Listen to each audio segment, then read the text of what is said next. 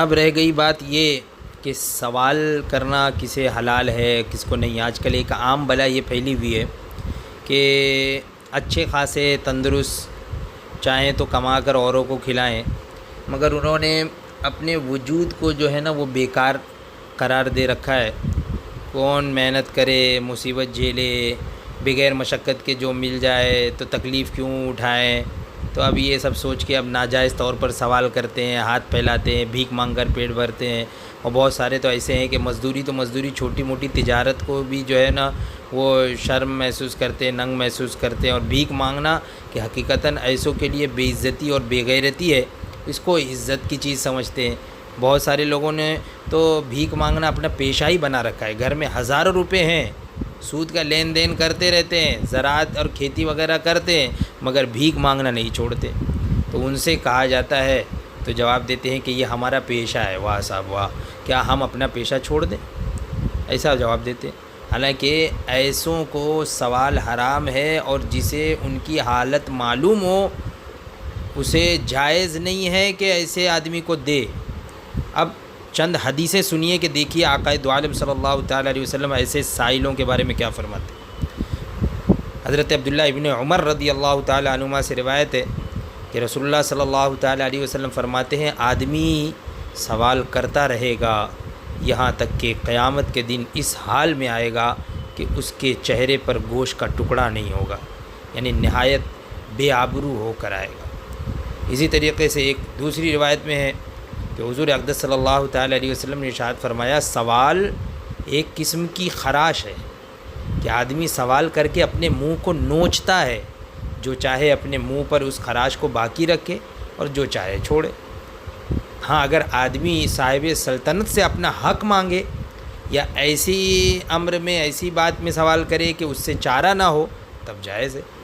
اور ایک اور روایت میں یہ ہے کہ حضور نے ارشاد فرمایا، جو شخص لوگوں سے سوال کرے حالانکہ نہ اسے فاقہ پہنچا، نہ اتنے بال بچے ہیں جن کی طاقت نہیں رکھتا، تو قیامت کے دن اس طرح آئے گا کہ اس کے منہ پر گوشت نہیں ہوگا۔ اور حضور نے فرمایا، جس پر نہ فاقہ گزرا اور نہ اتنے بال بچے ہیں جن کی طاقت نہیں اور سوال کا دروازہ کھولے، اللہ تعالیٰ اس پر فاقے کا دروازہ کھول دے گا، اور ایسی جگہ سے جو اس کے دل میں بھی نہیں ہے۔ اور ایسے ہی حضور نے یہ بھی ارشاد فرمایا، اگر لوگوں کو معلوم ہوتا کہ سوال کرنے میں کیا ہے، مانگنے میں کیا ہے لوگوں سے، تو کوئی کسی کے پاس سوال کرنے نہیں جاتا۔ اسی طرح حضرت عبداللہ ابن عباس سے بھی جو ہے وہ روایت ہے، اور حضور ارشاد فرماتے ہیں ایک روایت میں ہے کہ غنی مالدار کا سوال کرنا قیامت کے دن اس کے چہرے میں عیب ہوگا۔ اور حضور نے یہ بھی ارشاد فرمایا کہ غنی کا سوال آگ ہے، اگر تھوڑا دیا گیا تو تھوڑی اور زیادہ دیا تو زیادہ آگ ہے۔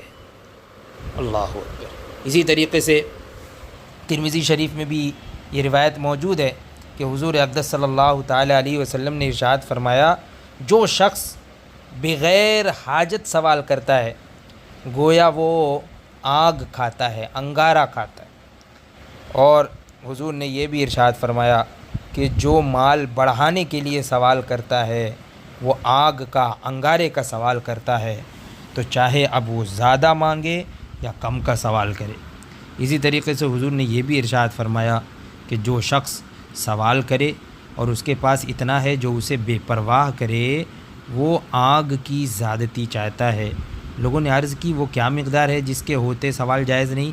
فرمایا صبح و شام کا کھانا، یعنی اگر کسی کے پاس صبح شام ایک دن کا کھانا ہے تو اس کو جائز نہیں ہے کہ کسی کے آگے ہاتھ پھیلائے یا سوال کرے۔ سمجھ میں آئی بات؟ یعنی جو بھوکا ہے، پیاسا ہے، ایک وقت کا، جس کے پاس کھانا بھی نہیں ہے، کھانے کے لیے کچھ نہیں ہے، تو اس کے لیے بس جائز ہے، اجازت ہے کہ وہ اتنی مقدار میں کسی سے مانگ سکتا ہے۔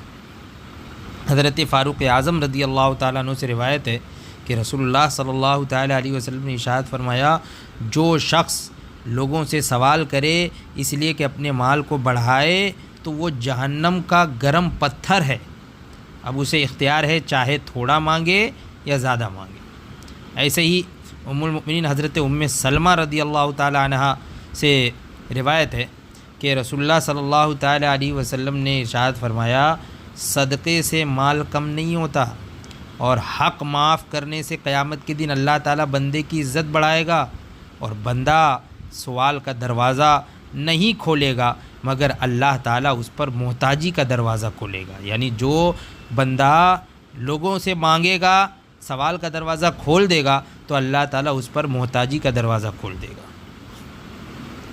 اس لیے عام طور پہ آج کل بھیک منگے، سوال کرنے والے، مانگنے والے ہر جگہ پا لیے جاتے ہیں۔ حدیث پاک میں ہے، راوی کہتے ہیں، ایک حضرت قبیصہ بن مخارق یہ راوی ہیں، کہتے ہیں کہ مجھ پر ایک مرتبہ جو ہے وہ تاوان لازم آیا۔ میں نے حضور اقدس صلی اللہ تعالیٰ علیہ وسلم کی خدمت میں حاضر ہو کر سوال کیا۔ فرمایا ٹھہرو، ہمارے پاس صدقے کا مال آئے گا تو تمہارے لیے حکم فرمائیں گے۔ پھر فرمایا اے قبیصہ، سوال حلال نہیں مگر 3 باتوں میں کسی نے ضمانت کی ہو، یعنی کسی قوم کی طرف سے دیت کا ضامن ہوا، یا آپس کی جنگ میں صلح کرائی اور اس پر کسی مال کا ضامن ہوا، تو اسے سوال حلال ہے، یہاں تک کہ وہ مقدار پائے پھر باز رہے۔ یا کسی شخص پر آفت آئی کہ اس کے مال کو تباہ کر دیا، تو اسے سوال حلال ہے، یہاں تک کہ بسر اوقات کے لیے پا جائے۔ اور یا پھر کسی کو فاقہ پہنچا اور اس کی قوم کے 3 عقل مند شخص گواہی دیں کہ فلاں کو فاقہ پہنچا ہے، تو پھر اس کو مانگنا حلال ہے، یہاں تک کہ گزر اوقات کے لیے وہ حاصل کر لے۔ اور ان 3 باتوں کے سوا اے قبیصہ سوال کرنا حرام ہے، کہ سوال کرنے والا حرام کھاتا ہے۔ اللہ اکبر۔ حضور نے ارشاد فرمایا، کوئی شخص رسی لے کر جائے اور اپنی پیٹھ پر لکڑیوں کا گٹھا لا کر بیچے، اور سوال کی ذلت سے اللہ تعالیٰ اس کے چہرے کو بچائے، یہ اس سے بہتر ہے کہ لوگوں سے سوال کرے کہ لوگ اسے دیں یا نہ دیں۔ یعنی اس میں بے عزتی بھی ہے، شرم کی بات بھی ہے۔ حضور صلی اللہ تعالیٰ علیہ وسلم ایک مرتبہ ممبر پر تشریف فرما تھے، صدقے کا اور سوال سے بچنے کا ذکر فرما رہے تھے، تو حضور نے یہ ارشاد فرمایا کہ اوپر والا ہاتھ نیچے والے ہاتھ سے بہتر ہے۔ اوپر والا ہاتھ خرچ کرنے والا ہے اور نیچے والا یہ مانگنے والا ہے۔ تو اس لیے اللہ کی راہ میں خرچ کرو، برکت ہوگی، مانگنا اور اس کی عادت مت بناؤ۔ یوں ہی امام مالک اور امام بخاری، امام مسلم، ابو داؤد، ترمذی، امام نسائی، حضرت ابو سعید خدری رضی اللہ تعالیٰ عنہ سے روایت کرتے ہیں کہ انصار میں سے کچھ لوگوں نے حضور صلی اللہ تعالیٰ علیہ وسلم سے سوال کیا، حضور اقدس صلی اللہ تعالیٰ علیہ وسلم نے عطا فرما دیا۔ ان لوگوں نے پھر مانگا، حضور نے عطا فرمایا، پھر مانگا، حضور نے عطا فرمایا، یہاں تک کہ وہ مال جو حضور صلی اللہ تعالیٰ علیہ وسلم کے پاس تھا ختم ہو گیا۔ پھر فرمایا جو کچھ میرے پاس مال ہوگا اسے میں تم سے اٹھا نہیں رکھوں گا، اور جو سوال سے بچنا چاہے گا اللہ تعالیٰ اسے بچائے گا، اور جو غنی بننا چاہے گا اللہ تعالیٰ اسے غنی کر دے گا، اور جو صبر کرنا چاہے گا اللہ تعالیٰ اسے صبر دے گا، اور سب سے صبر سے بڑھ کر اور اس سے زیادہ وسیع عطا کسی کو نہیں ملی۔ حضرت امیر المؤمنین فاروق اعظم عمر بن خطاب رضی اللہ تعالیٰ عنہ نے فرمایا کہ لالچ یہ محتاجی ہے، اور نا امیدی یہ تونگری ہے، دولت مندی ہے۔ آدمی جب کسی چیز سے نا امید ہو جاتا ہے تو پھر اس کی پرواہ نہیں رہتی، اور لالچ جب رکھتا ہے نا تو یہ محتاجی ہے، یہ بھی آ جائے، یہ بھی آ جائے، یہ بھی آ جائے، یہ محتاجی ہے۔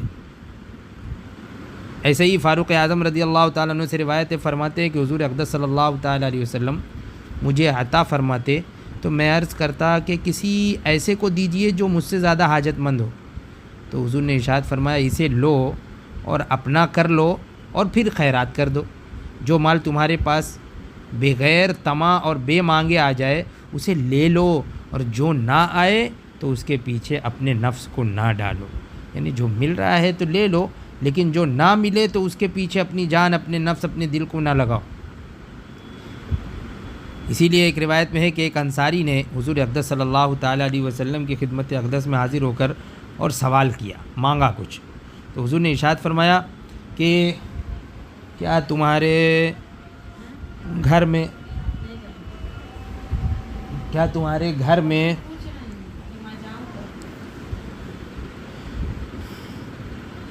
تو